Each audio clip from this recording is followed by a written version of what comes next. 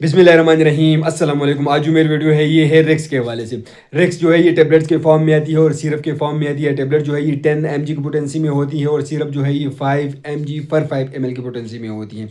और इसकी जो फार्मूलेशन है ये है सेट्राइजिन, इसकी फार्मूलेशन है। तो आज मैं इसकी कंप्लीट रिव्यू आप लोगों के साथ शेयर करने वाला, इसके यूजेस, साइड इफेक्ट और कंप्लीट रिव्यू आप लोगों के साथ शेयर करने वाला हूं। तो चलो कोई टाइम ज़ाया किए बगैर वीडियो को शुरू करते हैं। सबसे पहले इसके यूज़ के बारे में बात करेंगे। तो इसके इस्तेमाल स्किन एलर्जी के लिए यूज़ होती है, खारिश के लिए इसका इस्तेमाल की जाती है, एक्जिमा डर्मेटाइटिस में इसका यूज़ होती है, गले की खारिश में इसका इस्तेमाल की जाती है और हर किस्म की एलर्जी में इसका यूज़ होती है। मौसमी एलर्जी हो तो उस कंडीशन में भी इसका इस्तेमाल की जाती है। आंखों की एलर्जी हो उसके लिए इसका इस्तेमाल की जा रही है, खारिश में इसका इस्तेमाल की जाती है। इस दवा का इस्तेमाल एलर्जी और चपाकी के हालातों में किया जाता है।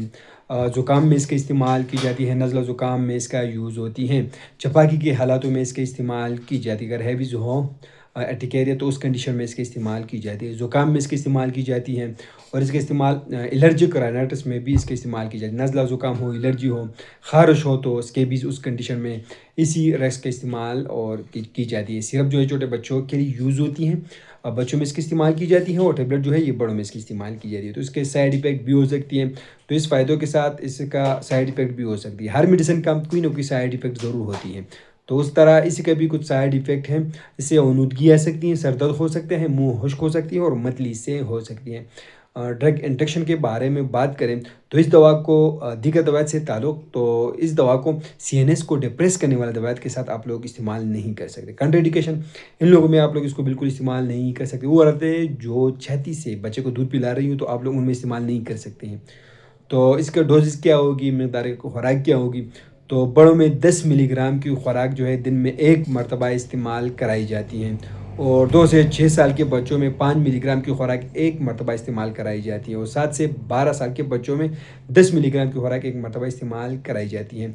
तो आप लोग जब भी इसको इस्तेमाल कर रहे हो तो रात को टाइम आप लोग इसको यूज़ करें। सोते वक्त आप लोग इसी टेबलेट और सिरप का इस्तेमाल करें। 10 mg की जो पोटेंसी में होती है टेबलेट, आप लोग एक टेबलेट डेली नाइट के टाइम आप लोग यूज़ कर सकते हैं और इस तरह सिरप भी आप लोग 1 चम्मच जो है आप लोग इस्तेमाल कर सकते हैं बच्चों में।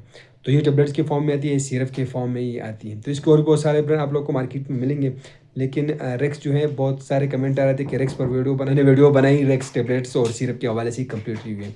तो उम्मीद करता हूँ आप लोग की इन्फॉर्मेशन पसंद आएगी। अगर आप लोग इसको इस्तेमाल करें तो पहले अपने डॉक्टर से ज़रूर मशवरा करें, उसकी हदायत के मुताबिक इस्तेमाल करें। हम आप लोग ऐसे मालूमाती इन्फॉर्मेटिव वीडियो बना रहे हो, ये भी एक मालूमाती वीडियो है। तो आप लोग को वीडियो कैसे लगी हमें कमेंट करें, हमारे वीडियो को लाइक करें, चैनल को सब्सक्राइब करिए, हमारे फेसबुक पेज को लाइक, टिकटॉक अकाउंट को जरूर फॉलो करें। हमें इजाज़त दीजिए, अल्लाह हाफिज़।